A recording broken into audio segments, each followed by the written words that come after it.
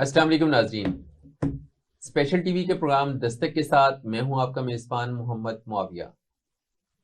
ناظرین، ہمارے نظام تعلیم میں اردو کی اہمیت اور اس کے ساتھ روا رکھے جانے والے سلوک اور طالب علموں کے رویے پر گفتگو کے لیے آج ہم نے اپنے اسٹوڈیو میں دعوت دی ہے پروفیسر ڈاکٹر ندیم شیرازی صاحب کو۔ السلام علیکم جی وعلیکم السلام۔ ڈاکٹر صاحب کیسے ہیں؟ جی آپ کی دعا ہے۔ ڈاکٹر صاحب، ہمارا جو ایجوکیشن سسٹم ہے وقت گزرنے کے ساتھ اسٹوڈنٹس جو ہیں وہ بہت سارے ایسے ڈگری پروگرامس کی طرف راغب ہوئے ہیں جس کے نتیجے میں اردو بیچاری وہ محروم ہو گئی ہے، اور اردو کو وہ سٹف اسٹوڈنٹس کا نہیں ملتا، اور اسٹوڈنٹس اس کو بطور سبجیکٹ کے نہیں لیتے کیونکہ وہ سمجھتے ہیں کہ مستقبل میں ان کے لیے عملی زندگی میں یہ ایک پروفیشنل کیریئر نہیں بن پائے گا۔ تو اس پہ آپ کچھ روشنی ڈالیں گے؟ بہت اہم سوال ہے آپ کا، اور اس پر بہت طویل گفتگو ہو سکتی ہے۔ میں کوشش کروں گا کہ اس کو مختصر سم اپ کرنے کی کوشش کروں گا۔ جہاں تک آپ کی یہ بات کہنے کا مطلب کہ اردو کی اہمیت کیوں کم ہوتی جا رہی ہے یا کیوں کم ہو گئی ہے، تو اس کے پیچھے بہت سارے فیکٹرز ہیں۔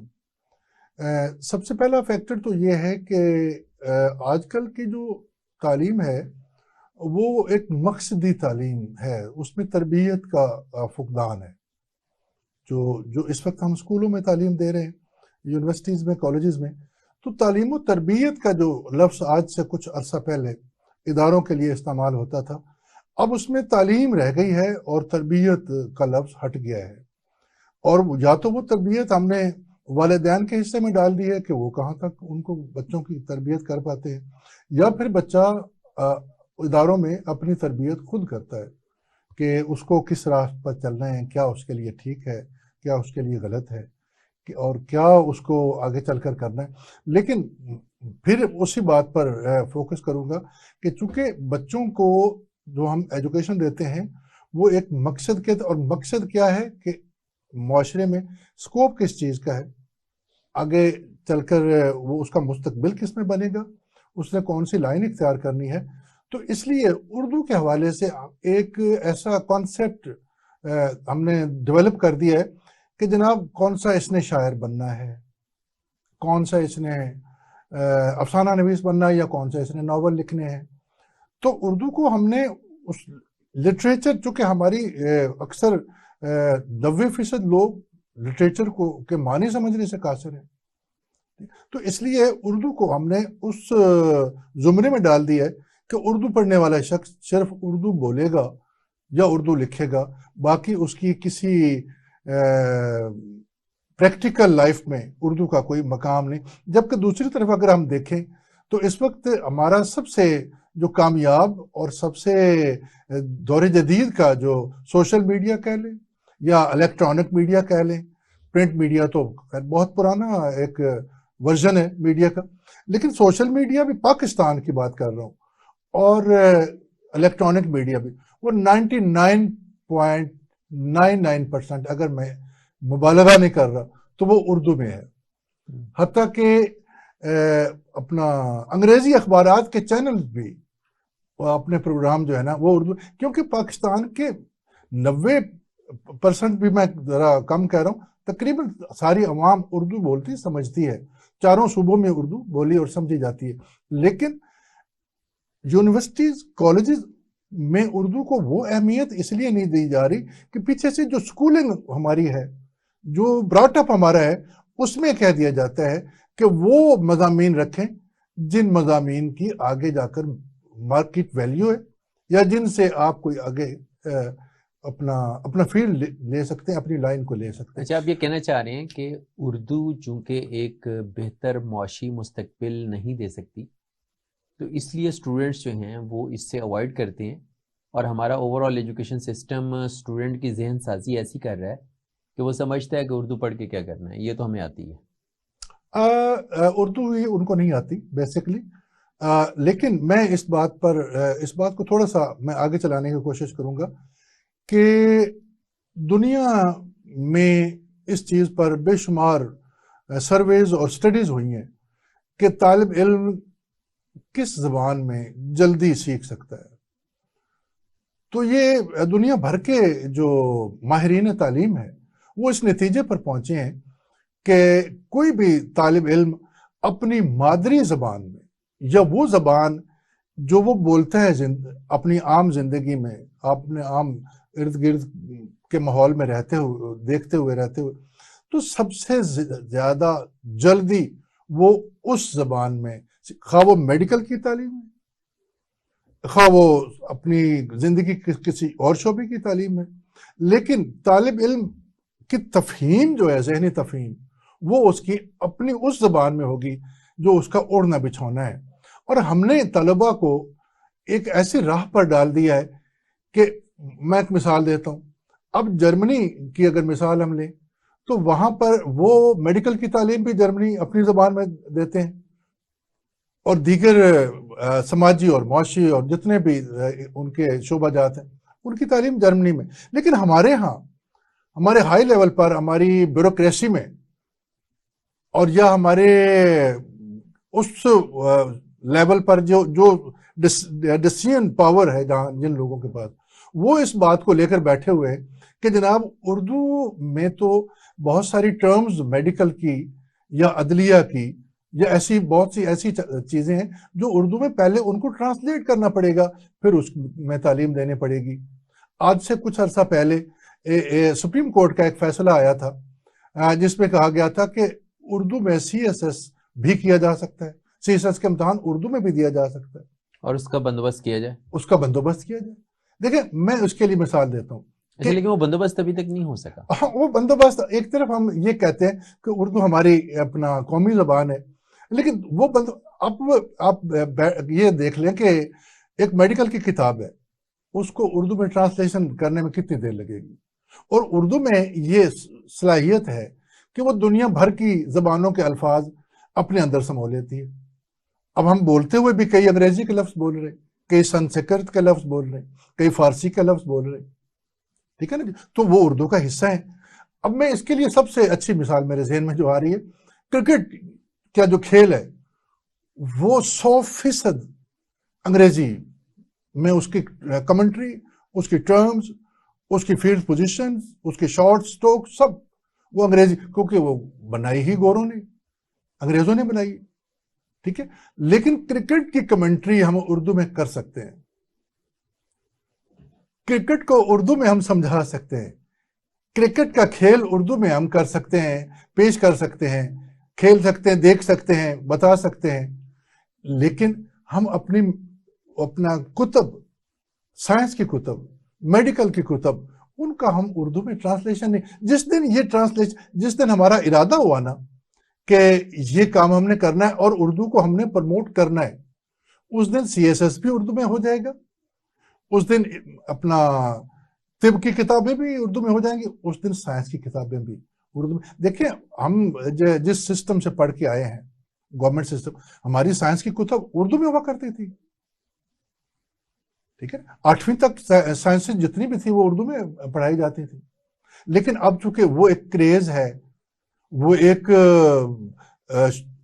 لوگوں میں ایک شوق ڈال دیا گیا ہے کہ جب تک آپ انگریزی نہیں سیکھو گے آپ سوفسٹیکیٹڈ انسان نہیں بن سکتے.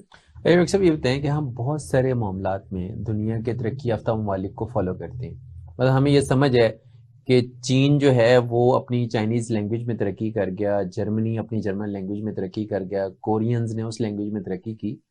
تو ہمارے فیصلہ سازوں کو یہ بات سمجھ میں کیوں نہیں آتی، جبکہ ہم سب اس پہ متفق بھی ہیں کہ قومی زبان میں ہی ترقی کی جا سکتی ہے اور ہم اس میں زیادہ آسانی سے اپنی پوری قوم کو پڑھا پائیں گے. تو ہم بضد کیوں ہیں کہ ہم نے اردو کو ایک ایجوکیشن سسٹم کے طور پہ نہیں لینا، یا اردو کو ہم نے اپنی دفتری زبان نہیں بننے دینا، یا ہم نے اردو کو اپنے عدالتوں کی اور فیصلہ سازی کی زبان نہیں بننے دینا. اس میں ضد کیا ہے؟ اس میں ضد نہیں ہے، اس میں کچھ مفادات ہیں، وہ کار فرمے ہیں جس کی وجہ سے ہم اس طرف نہیں جاتے. جیسے میں نے پہلے کہا، اگر ہم جانا چاہیں تو ودن 6 months، 6 مہینے کے اندر سب کچھ ہونا ممکن ہے، لیکن ہم جانا چاہتے ہی نہیں ہیں. ٹھیک ہے، اب کیوں نہیں جانا چاہتے؟ سب سے پہلا سوال یہ ہے، بات یہ ہے کہ بات تو سچ ہے مگر بات ہے، بس اتنا ہی کہوں گا، تو لیکن کیوں نہیں جانا چاہتے؟ انگریزی میں ہم تعلیم حاصل کر کے دیار غیر سے پڑھ کر 7 سمندر پار جا کر اس زبان کو سیکھ کر اس میں اپنے آپ کو ہم ایکسپریس کر سکتے ہیں، جو اپنی زبان ہے اس میں کیوں نہیں کرتے، کیوں نہیں کرنا چاہتے؟ ہم وہ فرق رکھنا چاہتے ہیں عام آدمی اور خاص آدمی میں. وہ اشرافیہ جو ہماری ہے وہ اردو کو اس لیے نہیں آگے آنے دیتی کہ انہوں نے جو اتنے لاکھوں کروڑوں ڈالر خرچ کر کے جو اپنا ایک عام معاشرے میں ایک مقام حاصل کیا ہے، تو پھر تندور سے روٹی نکالنے والا شخص بھی اگر ان کے ساتھ اردو میں CSS کر کے وہ بھی اسی سیٹ پر بیٹھا ہو تو اس کا تو وہ تو اہمیت ہی ختم ہوگی ساری. اچھا، لیکن وہ تو ایک سرٹن پرسنٹیج ہے جو اس مقام کو حاصل کر پائی ہے، باقی تو پوری قوم جس کو ہم پلے گروپ سے، مونٹیسری سے یا KG سے انگلش پڑھانے پہ تلے ہوئے ہیں اور شوق میں سبھی لوگ سیکھنا بھی چاہتے ہیں. حالت تو یہ ہے کہ یونیورسٹیوں سے گریجویشن کرنے کے بعد یہ لوگ ایک سمپل اپلیکیشن نہیں لکھ پاتے، ایک CV ڈرافٹ نہیں کر پاتے انگلش میں. تو پھر ہماری وہ جو لائف لانگ ایفرٹ ہے جو پچھلے 45 سال سے ہم کیے چلے جا رہے ہیں کہ قوم کو زبردستی انگلش میڈیم اسکولوں سے گزار کے انگلش سکھانی ہے، تو ہم پھر سیکھ تو وہ بھی نہیں پائے. دیکھیں جی، انور مسعود صاحب نے ایک دفعہ نا بڑی خوبصورت بات کی تھی. ان سے کسی نے پوچھا کہ آپ کی کوئی خواہش ہے کسی پروگرام میں، ٹیلی ویژن کے پروگرام، تو انہوں نے کہا جی میری زندگی کی ایک خواہش ہے کہ کوئی انگریز ہاتھ میں کاغذ لے کر کھڑا ہو پاکستان میں اور مجھے کہے کہ میں نے فارم انگریزی میں اردو میں پر کرنا ہے، اس میں میری مدد تو کر دیں. اور بہت سارے لوگ ہمارے انگریزی میں فارم بھرنے کے لیے دوسروں کی مدد لیتے ہیں، لیکن اس فارم کو ہم اردو میں نہیں کرتے. اس کی وجہ یہ ہے، اور اس کی میرے نزدیک اس کی صرف اور صرف وجہ یہ ہے کہ معاشرے کا جو کلاس سسٹم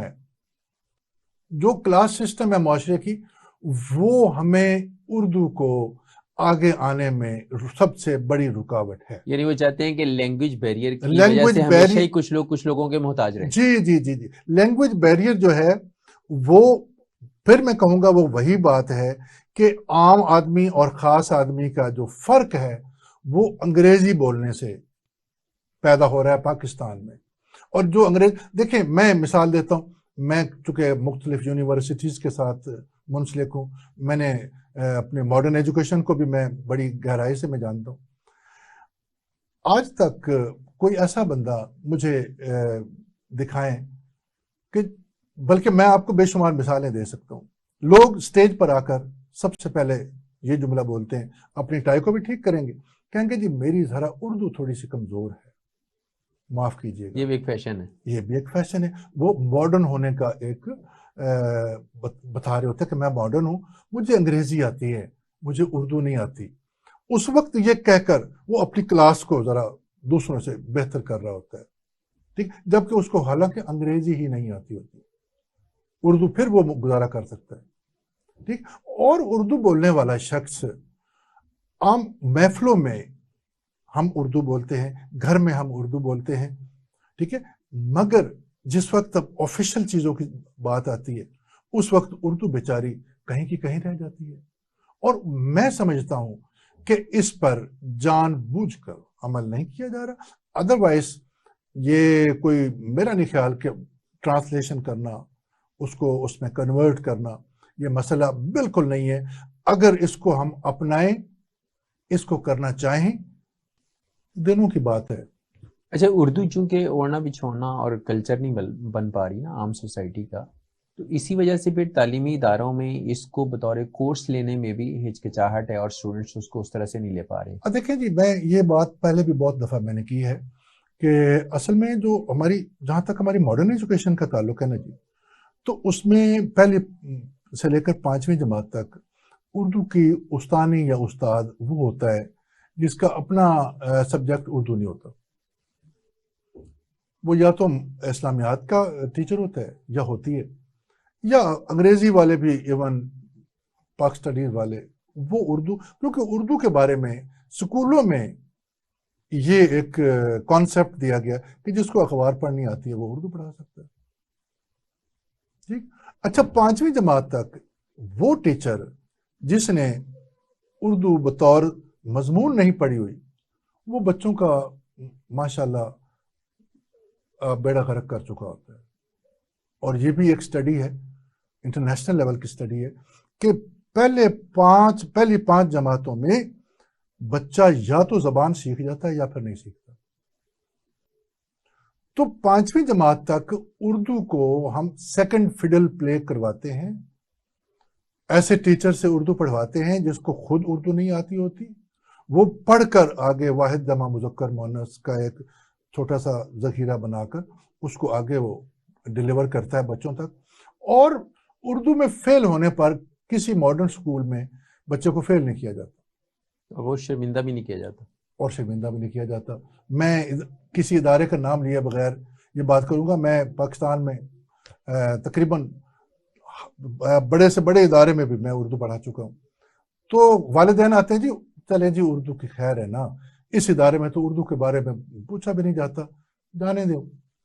لیکن ڈاکٹر صاحب جب 7 سبجیکٹس آپ انگلش میں پڑھائیں گے اور ایک بیچارہ اکلوتا یتیم سبجیکٹ اس کو آپ اردو میں پڑھائیں گے، اور اسٹوڈنٹ پھر آپ دیکھیں نا اس کا رویہ کیا ہونا چاہیے اردو کے ساتھ؟ بالکل آپ نے بڑا اچھا کیا، بڑا اچھا سوال ہے آپ کا. میں نے جو بات کی ہے، اگر ہم سائنسی کتابوں کا ترجمہ انگریزی میں اردو میں کر لیتے ہیں، جسے ہم پاکستان سٹڈیز کہتے ہیں نا، اسے ہم مطالعہ پاکستان کہا کرتے تھے ایک زمانے میں، یا کبھی معاشرتی علوم بھی یا کہا کبھی جاتا. معاشرتی علوم کہا کرتے تھے. اب وہ پاک سٹڈیز ہو گئی ہے، سوشل سٹڈیز، سوشل معاشرتی جی علوم جی اور جی جی، اور وہ پاک سٹڈیز، مطالعہ مطالعہ پاکستان جو ہے وہ پاکستان پاک سٹڈیز وہ ہو ہو گئی. ٹھیک ہے. اور اس کے ساتھ دیگر جو علوم ہیں بچے کے سیکھنے کے، ان کو اگر ہم اردو میں لے کے آ جائیں گے تو بچہ، اور جب سب سے بڑی بات، جب بچے کو یہ پتا ہوگا نا میں یہ نہیں کروں، کیونکہ انسان سیکھتا 2 چیزوں سے ہے، یا خوف سے یا شوق سے. شوق سے سیکھنے کی عمر ایک خاص عمر ہے، جو بندہ یونیورسٹی لیول پر آتا ہے، اس وقت انسان شوق سے سیکھتا ہے. اچھا، خوف والی جنریشن ہماری لاسٹ تھی میرا خیال. اب کے بچے تو نہیں ڈرتے. اور اگر نہیں ڈرتے تو پھر آپ اس کا رزلٹ بھی دیکھ لیں. یعنی آج کا بچہ اپنے والد کو سے آئس کریم لے کر کہتا ہے تھینک یو پاپا. ہمیں تو یہ تصور نہیں تھا کہ باپ کا بھی شکریہ ادا کیا جاتا ہے. ہمارے تصور تو یہ تھا کہ باپ کا فرض ہے کہ مجھے چیز لے کے دے. جب آپ کوئی لینگویج اڈاپٹ کرتے ہیں تو اس کا کلچر بھی تو آپ لیتے ہیں. جی یہی ہے نا، یہ تھینک یو پاپا کہنے والی بات جو ہے نا، اس کا میں ہمیشہ اس کا دوسری سائڈ بھی دیکھتا ہوں کہ اگر یہ نہیں تو پھر تھینک یو نہیں. یہ تھینک یو اس شکل میں ہے کہ اگر آپ نے ایسا کیا ہے. آپ اور میں جس نسل سے تعلق رکھتے ہیں، ہمیں والدین سکھانے سے پہلے چھوٹی موٹی سزا دے لیا کرتے تھے. یعنی ہمیں تھپڑ پہلے پڑتا تھا، وہ جب بعد میں بتائی جاتی تھی. لیکن وہ تھپڑ ہمارے لاشعور میں ہمیں سیکھنے اور اپنی غلطی کا احساس دلانے میں یہ نہیں کہہ رہا اس میڈیم سے کہ انسان کو مارنا چاہیے یا مارنا ایک بہت اچھی بات ہے، یا فزیکل جو پنشمنٹ ہے وہ allowed not at all, not at any cost. اچھا، اس مار میں بھی ایک اٹیچمنٹ جی، لیکن یہ ہے کہ بچے کو کہیں نہ کہیں کسی نہ کسی چیز کا خوف ہونا ضرور ہے، اور سزا کے بغیر تو کوئی معاشرہ چلتا ہی نہیں ہے. ریلیجن کی پوری فلسفی جو ہے وہ جزا اور سزا پہ ہے. جزا اور سزا پر ہے. جنت اور دوزخ کیا ہے؟ جنت جزا ہے، دوزخ سزا ہے. ٹھیک ہے جی. اور یہ بھی تصور کہ کچھ لوگ جو کم گناہ گار ہیں وہ سزا اپنی کاٹ کر پھر جنت میں جائے. مسلمان ہونا ضروری ہے. جہنم کا خوف نہ ہو اور جنت کا شوق نہ ہو تو لوگ رب کے بھی انکاری ہو جائیں. کیوں لوگ عمل کریں گے؟ ٹھیک ہے. تو جب تک کسی چیز کا خوف نہیں ہوتا انسان کو، دیکھیں خوف انسان کو، خوف وہ نہیں ہے کہ میری شخصیت ڈیمیج ہو رہی ہے. اصل میں ہم نے اس چیز کو تھوڑا سا ہوا بنا دیا. خوف سے شخصیت ڈیمیج نہیں ہوتی. اب میں کسی ادارے کا اپنا ملازم ہوں، مجھے پتا ہے کہ میں اگر یہ کام نہیں کروں گا مجھے میرا ادارہ میری نوکری سے فارغ کر دے گا، تو میں اچھے طریقے سے کام کروں گا. آپ دیکھ لیں کتنے فیصد ملازمین ہیں جو شوق سے کام کرتے ہیں. میرا نہیں خیال کہ اس میں بہت معمولی پرسنٹیج ہوگی. تو وہ جو خوف ہے نا، وہ خوف پازیٹیو اگر اس کو مثبت لے لیا جائے تو وہ آپ کو سیکھنے اور آپ کو باقاعدگی اور آپ کو آگے بڑھنے کے لیے ایک کسوٹی ثابت ہوتا ہے. یہاں بریک لے لیں ناظرین. یہاں وقت ہوا ایک بریک کا. بریک کے بعد ہم اپنی گفتگو کے سلسلے کو آگے بڑھائیں گے. ہمارے ساتھ رہیے.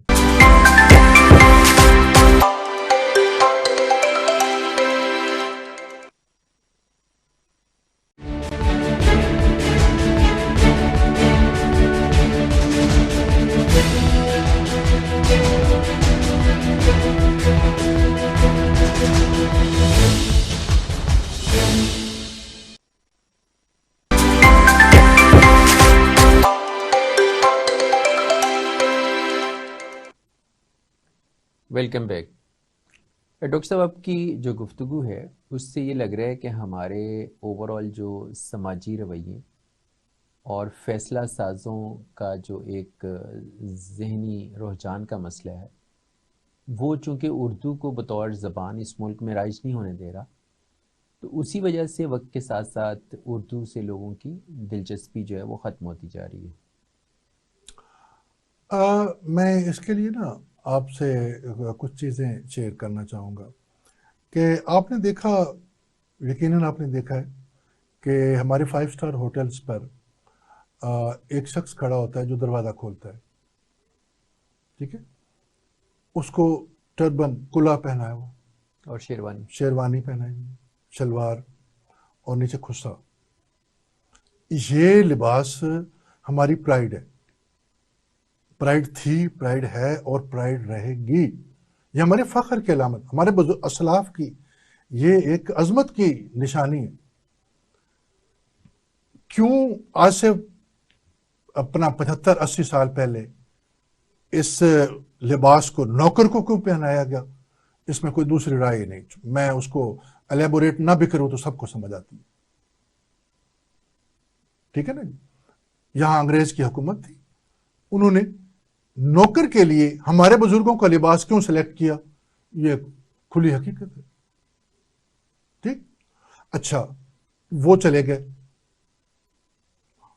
ہمارے پاس آزادی، ہمارا اپنا ملک، اپنا مذہب، اپنا کلچر، اپنی تہذیب، اپنا رہن سہن، اپنے ہوٹلز، اپنی سڑکیں، اپنی گاڑیاں، سب کچھ.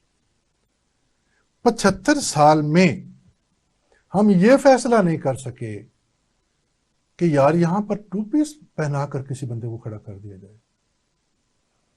اگر وہاں کھڑا ہونے کے لیے نیٹ اینڈ کلین ہونا ضروری ہے، وہاں کھڑا ہونے کے لیے اچھا لباس یا کسی کو اٹریکٹ کرنے والا لباس، تو آپ اس کو ٹائی لگوا کر کھڑا کر دیں، آپ اس کو پرنس کوٹ میں کھڑا کر دیں، آپ پرنس کوٹ میں کھڑا کر دیں.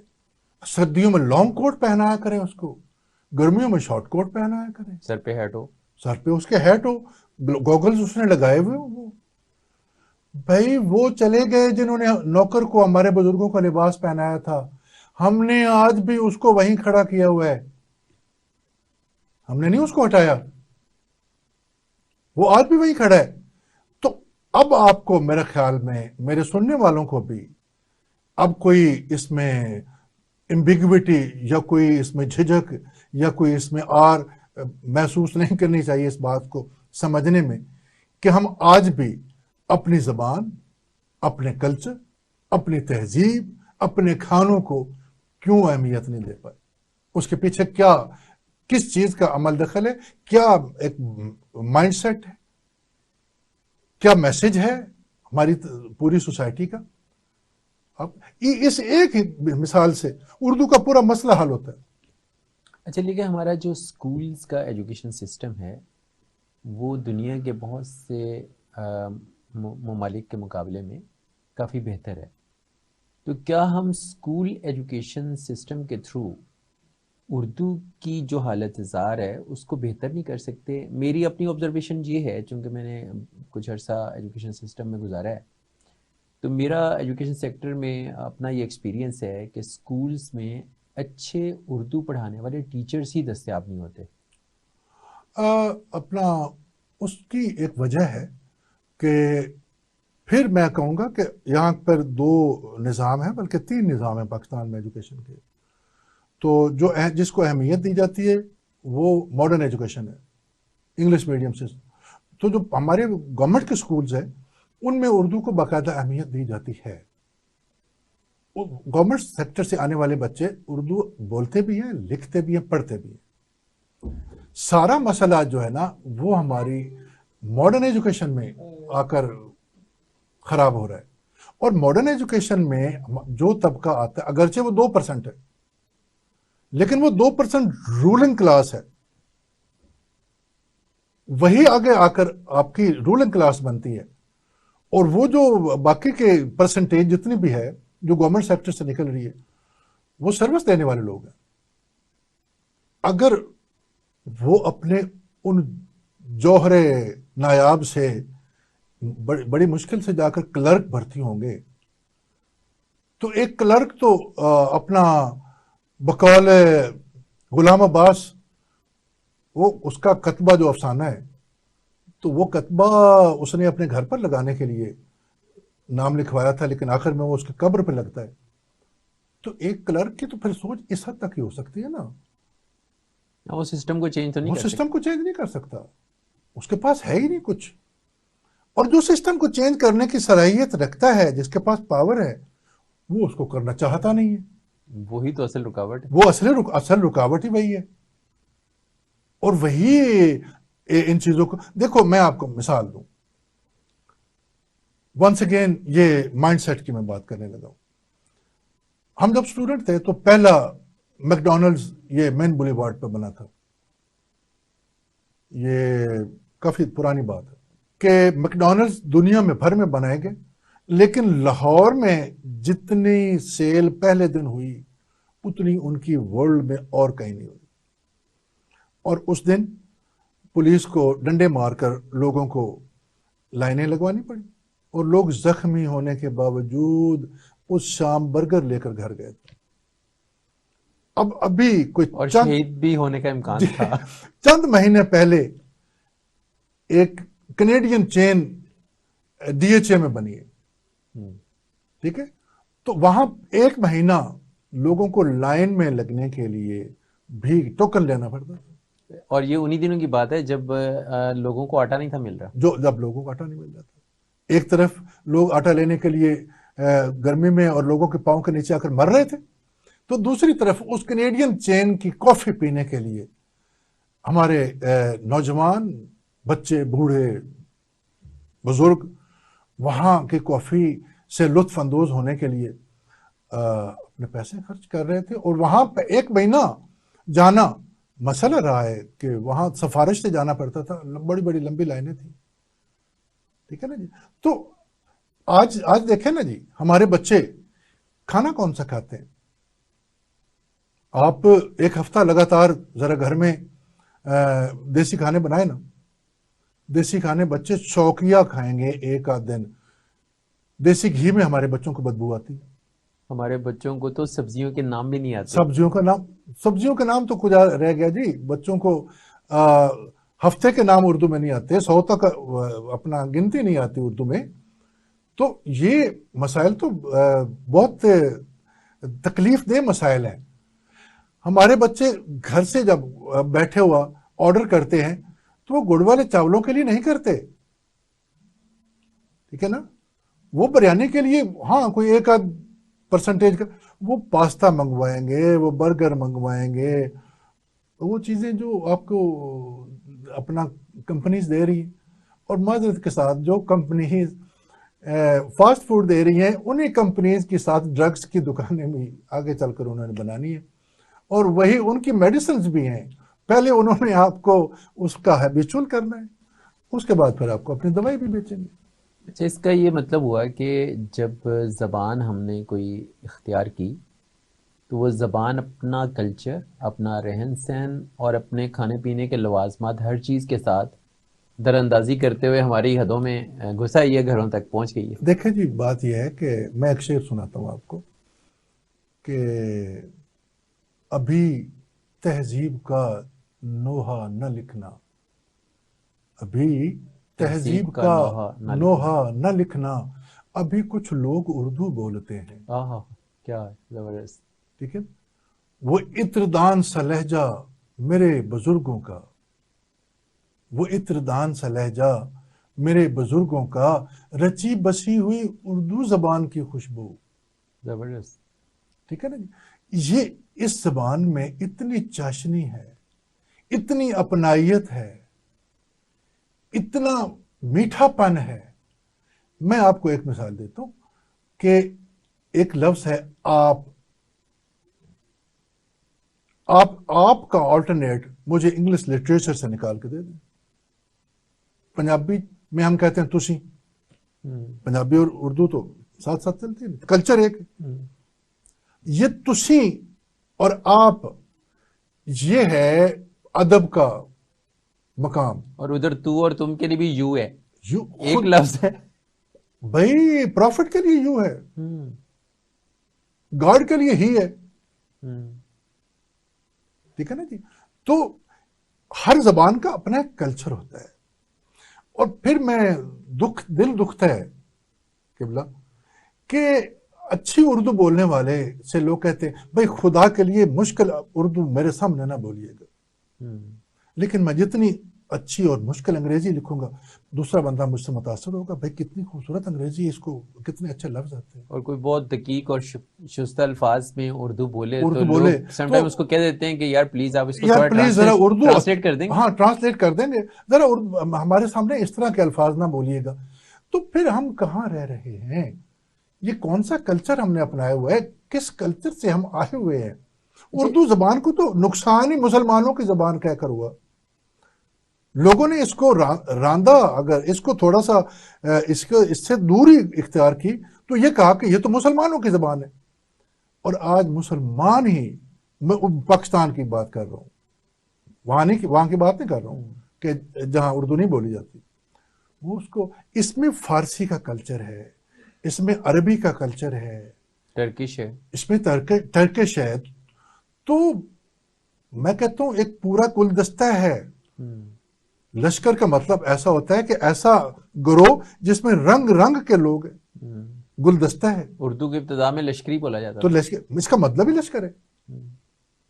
ٹھیک ہے نا جی. تو اس گلدستے کو جتنی جو اس کی خوشبو لینے کی بجائے ہم نے اپنے گلدان میں رکھ دیا ہے تصویر بنانے کے لیے. اچھا، اس میں کا ایک پہلو اور بھی ہے جو ہماری معاشرتی عملی زندگی سے ہے کہ ہمارا جو مکینک ہے، جیسے آٹو مکینک ہے جسے ہم جگاڑیاں بھی کہتے ہیں، وہ اگر اردو کے اندر آٹو مکینکس کی بک پڑھ لے تو مجھے یقین ہے کہ ہمارے ہاں اتنا ٹیلنٹ ہے کہ ہمارے یہ جو مکینک ہیں جن سے ہم گاڑیاں ٹھیک کرواتے ہیں، اگر ان کو آٹو مکینک کی جو بکس ہیں یا آٹو موبیلز کی جو بکس ہیں وہ اردو میں دے دی جائیں تو مجھے یقین ہے یہ اپنی گاڑیاں خود ایجاد کرنا شروع کر دیں گے. اتنا ٹیلنٹ ہے ہمارے ہاں. اس میں کوئی شک ہی نہیں ہے، اس میں کوئی شک ہی نہیں ہے.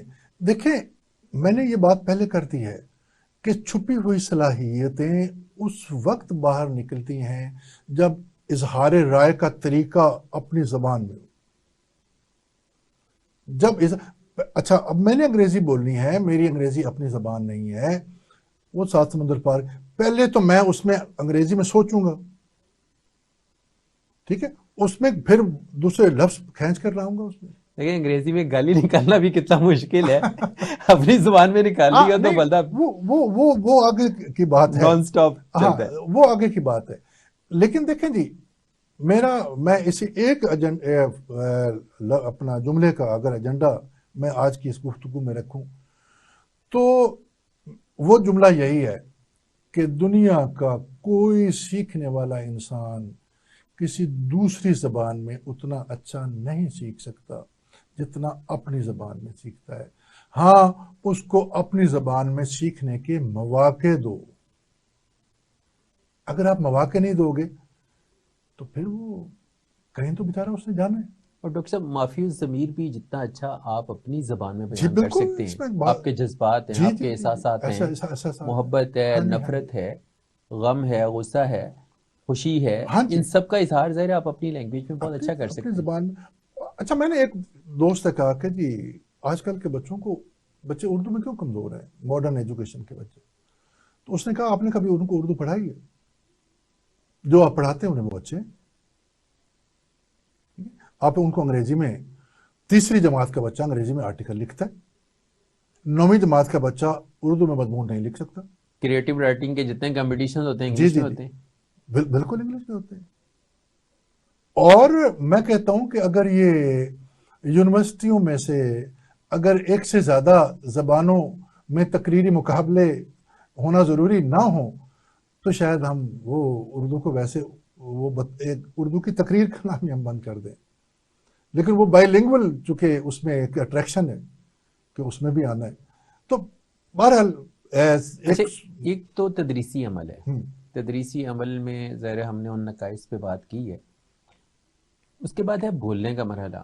جب انگلش میڈیم اسٹوڈنٹ اچھی اردو سیکھ نہیں پا رہا تو ظاہر ہے اس کو بولنے میں بھی مسئلہ ہے، اور جب بولنے میں مسئلہ ہے تو وقت کے ساتھ ساتھ اجنبیت بڑھتی جا رہی ہے۔ آپ بچوں کو بتائیں کہ یہ 79 روپے ہیں تو وہ آپ کی طرف پہلے تو یوں دیکھتے ہیں پتہ نہیں آپ نے کیا بول دیا نا، کیا بول دیا؟ پھر وہ کہتے ہیں بابا 79 کو ذرا ٹرانسلیٹ تو کریں، جی جی جی، ٹھیک ہے، یا آپ 89 بولیں یا 75 بولیں، ہاں تو وہ حیرت سے آپ کو تکنے لگ جاتے ہیں۔ اور سم ٹائمز وہ آپ کو ٹیکسٹ میسیج لکھ کے بھیجتے ہیں تو آپ بھی پڑھنے پڑ جاتے ہیں، آپ فٹافٹ گوگل کرتے ہیں کہ یہ جو انہوں نے لکھ کے بھیجا ہے، یہ ہلدی جو انہوں نے انگلش میں لکھ بھیجی ہے وہ بابا جان کو مسئلہ ہے کہ وہ پڑھ نہیں پا رہے ہیں، ہاں اچھا وہ برنجل منگوانا چاہ رہے ہیں اور بابا جان کو پتہ نہیں ہے کہ یہ کون سی زبان کا لفظ ہے ہاں، بالکل بالکل۔ اور اس کو بینگن لانا ہے یا کیا لانا ہے۔ تو یہ ایک جو کلچرل لینگویج اور کلچر کا جو کلیش ہے وہ بھی ڈومیننٹ ہو رہا ہے وقت کے ساتھ ساتھ۔ دیکھیں جی، بات یہ ہے کہ کلچر، ہم کسی، آپ نے ایک بہت شروع میں اچھی بات کی تھی کہ زبان کلچر لے کر آتی ہے، ٹھیک ہے، یہاں پر ہندوستان میں عربی اور فارسی کلچر کیسے آیا تھا؟ زبان کے ساتھ آیا تھا، ٹھیک ہے نا؟ باہر سے جتنی قومیں آئیں اپنے ساتھ ایک کلچر بھی لے کے آتی ہیں، ٹھیک ہے۔ اب چونکہ جو سب سے آخر میں جو کلچر آیا وہ تھا ڈومینیٹنگ، ان کی سورج نہیں غروب ہوتا تھا شاہی میں، تو انہوں نے اس کو اپنا، حالانکہ اردو کا پہلا ادارہ جس میں اردو میں ٹرانسلیشن کروائی گئی مختلف داستانوں کی، کتابوں کی، کہانیوں کی، وہ انگریزوں نے بنایا تھا، اس کا نام فورٹ ولیم کالج ہے، سن 1800 میں یہ قائم ہوا تھا، اور انہوں نے صرف اور صرف اردو سیکھنے کے لیے، کیونکہ جہاں رول کرنا ہے، جہاں حکومت کرنی ہے، ان کی زبان تو آنی چاہیے، انہوں نے ایک ادارہ بنایا جس میں ہندوستان بھر سے علماء انہوں نے اکٹھے کیے، اور جس میں میر امن دہلوی، حیدر بخش حیدری جیسے لوگ، انہوں نے اپنی خدمات پیش کی، لیکن جب ان کا مقصد پورا ہو گیا، ان کو پتہ چل گیا کہ ہمیں کیا کرنا ہے، تو 26 سال کے بعد وہ کالج بند کر دیا۔ اور آپ نے جن لوگوں کے جو، نام لیے، جن ہستیوں کے نام لیے ہیں، ہاں جی ہمارے جی، بچوں سے پوچھیں وہ ولی دکنی کو جانتے ہیں؟ ہاں، نہیں، سوال ہی نہیں پیدا ہو سکتا ولی دکنی کو، لیکن میں آپ کو دوسری بات بتاؤں، جانتے وہ ورڈزورتھ کو بھی نہیں ہے، ان کو ہم لٹریچر پڑھاتے بھی نہیں ہیں، کیونکہ اگر وہ ولی دکنی کو نہیں جانتے، غالب کو نہیں جانتے، غالب کے بارے میں تو جی اکثر یہ ہمارا ہوتا ہے نا جی کہ غالب شراب تو نہیں پیتا تھا جی۔ اب ہمارے بچوں کو یہ سمجھانا کہ شراب ایک مشروب ہے، خاص کر شاعری میں ایک مشروب کو، شراب طہورہ بھی تو ہے، پاک شراب، پاک مشروب، ٹھیک ہے، تو ہم بچوں کو میں اب تھوڑا سا بات کو تھوڑا ٹویسٹ کروں گا یہاں پر، آج کا بچہ شاعری کیوں نہیں پڑھتا، لٹریچر کیوں نہیں پڑھتا، افسانہ، ناول، غزل کیوں نہیں پڑھتا؟ اس لیے کہ آج کا بچہ خواب ہی نہیں دیکھتا، آج کا بچہ امیجنیشن ہی نہیں کرتا، تصور ہی نہیں کرتا، یہ جو کلک ہے نا، اس نے اس کو تصور کی دنیا سے نکال کر حقیقت کی دنیا دکھا دی ہے۔ تو وہ جو خواب تھے نا، وہ اب خواب بھی، یعنی کل کے دور میں تو بچہ رہنا پسند ہی نہیں کرتا، گزرا ہوا کل تو دور کی بات ہے، आने वाले कल की वो कहता आज के है। और ये जो सोशल मीडिया, इसने हमारे बच्चों से उनके ख्वाब छीन लिए। और शायरी क्या है? शायरी ख्वाबों का नाम है, नॉवल निगारी तसव्वुरात का नाम है। और जब तक आप तसव्वुर में ना जाएं, एक जमाना था कि लोग रात को सोते वक्त किताब अपने सीने पर रखकर उसी तरह सो जाते थे। कागज की एक खुशबू में भी नशा होता है किताब पढ़ने का। आज इस गैजेट ने बहुत सारी चीजें जहां खत्म की, किताबें खत्म कर दी। सभी कुछ विजुअल हो गया। कट एंड पेस्ट का जमाना है। मकाले जो है ना वो कट पेस्ट से लिखे जा रहे हैं, रिसर्च कट पेस्ट से हो रही है, तहकीक कट पेस्ट से हो रही है। ठीक है ना जी। तो किताब, मैं ये इतना बड़ा लफ्ज बोलना पसंद नहीं कर रहा कि किताब मर गई है। ये लफ्ज मुझसे हजम ही नहीं होगा कि मैं कहूं, लेकिन करीबुल मर्ग बाहर से है। लेकिन आप देखें ये एक्सपो सेंटर में हर साल किताबों की नुमाइश लगती है और वीरानी थी इस बार। आप देखें जाके कि वहां किताबों के स्टॉल पर कितना रश होता है। और उसके बाद चंद दिन के बाद मिसाले की नुमाइश भी लगती है वहां पर, फर्नीचर की नुमाइश फर्नीचर की भी नुमाइश लगती है। क्योंकि मैं अक्सर वो नुमाइशें गुजरता हुआ मेरा रास्ता है, वो मैं देखता रहता हूँ। तो जब मिसाले की या इस तरह की चीजों की नुमाइश लगती है तो 4 किलोमीटर तक गाड़ियां होती हैं, खिड़की तोड़ रश, यानी पूरा आधा जौहर टाउन उससे भरा हुआ होता है गाड़ियों से। लेकिन किताबों में, और किताबें भी जब अंदर जाकर आप देखें ना, तो ज्यादातर पेरेंट्स अपने छोटे बच्चों को बीबीसी की किताबें, वो इंग्लिश वाली वो कहानियां, तोता मैना की कहानियां जिसकी इंग्लिश में ट्रांसलेशन हुई है, वो किताबें ली जा रही होती। आप संगी मील वालों से, ठीक है, दूसरे जो ये मावरा किताब, ये बड़े नाम थे मावरा तो वैसे ही खत्म हो गया।